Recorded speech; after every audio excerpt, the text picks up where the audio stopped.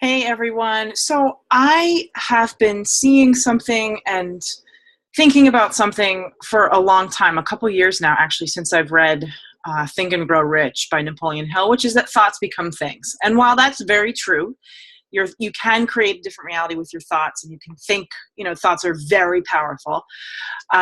There's a big piece of the story that's missing, and we can date this back to Descartes and saying, I think, therefore I am.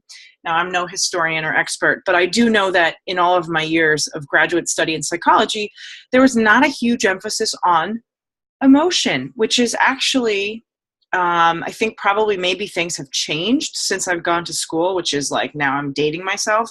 I'm not that old. I'm not that far out of it, but what's been happening, what's been learned is that, emotions are actually a lot more powerful and important than many of us realize. And so depending on how you were brought up or how you were raised or whatever, I mean, you may have been taught to, just kind of move on with things, brush your emotions under the rug, outsmart them, don't wear your emotions on your sleeve. There's all kinds of things that have taught us that we have to kind of outsmart or overpower our emotions.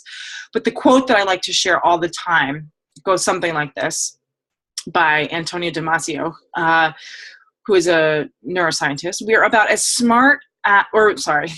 we are about as able to stop our emotions as we're as able to stop a sneeze. Okay, so I share this one a lot because it's very true, and your emotional fluency and your ability to kind of recognize and deal with your emotions is absolutely critical to creating the kind of life that you want to live, because you can't just sort of like turn a blind eye to them. And so I wanted to share this with you so that I can encourage you to do whatever you need to do to just slow down and get a grasp on your emotions. It's really important. Okay.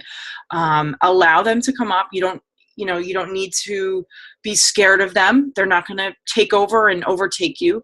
In fact, emotions are meant to move, right? So we all need to be constantly moving and expanding as opposed to constricting and retracting and staying stuck.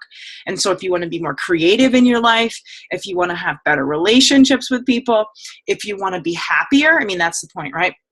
You've got to allow your emotions to do their thing. You've got to be able to recognize them. They are your internal guidance system, and they tell you when something's off, right? So it's not as simple as just saying like, oh, I'm a great person, I'm a great person, or whatever affirmation. That's not my affirmation, but whatever affirmation you've got, it's not as simple. You've really got to feel it. You've really got to make it real for you. And you're going to be lying to yourself if you're turning a blind eye to a negative emotion that's there. I will tell you one more thing. A lot of people tell me, I know better. Like, let's say they're in the throes of a breakup, right? Like, I know better. I know I shouldn't care. I know, he's a dick or whatever it is, right?